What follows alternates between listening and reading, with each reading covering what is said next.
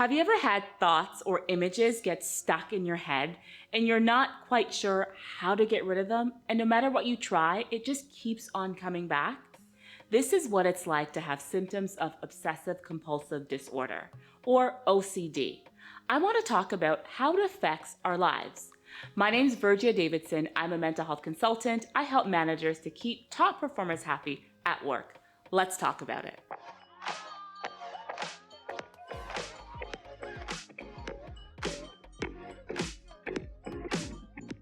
I want to start with a little bit of a story. I want you to imagine you walk into a hospital ward and you see someone clapping repeatedly. You go over and you ask them, "Why are you clapping?" And then they say, "Well, I'm trying to get rid of elephants." And then you look around and then you notice there are no elephants and you say, "I don't see any elephants." And they're like, "Exactly, that's why I'm clapping." This story illustrates the illogical nature of some of the thoughts or the images that the individual will see. And it's so distressing that they often have different rituals or different activities that they engage in to reduce the stress. This sometimes interferes with day-to-day life activities. And this is what it's like to have symptoms of obsessive compulsive disorder. However, these symptoms can show up in many different ways.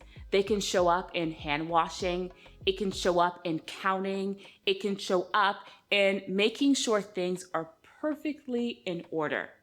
But the idea is the individual knows that maybe this is not what they want to feel or what they want to do. And they might even notice that this doesn't make sense, but for some reason, it just keeps on showing up. But let's move beyond the fear. The fear of something maybe bad might happen if I don't engage in these behaviors or these different patterns. But some people, there's a pleasure or satisfaction that reinforces these thoughts of obsessions or compulsions. For example, someone might love to go shopping. That gratification that they get from shopping feels really good, but later on it can actually wreak havoc on their spending or maybe their financial situations. So it's not just fear-based, these compulsions or obsessions, it could be gratitude-based as well. So let's understand the roots behind these activities. OCD can stem from experiences in your childhood, or it could be different things. Here are some examples. The first one is doubt. There might be a nagging thought of illness or harm or that you're a bad person. And something might have happened from our childhood that reinforces that very nagging doubt that just doesn't go away. Another root might be from beliefs or rigid beliefs, to be exact. You might grow up in an environment where there's strict moral codes, and therefore there is a ritual or habit that is associated with it. It can also stem from overthinking, like that what if. And no matter how much you try to answer that what if question, the only answer is another what if. So we often get stuck in that root thought.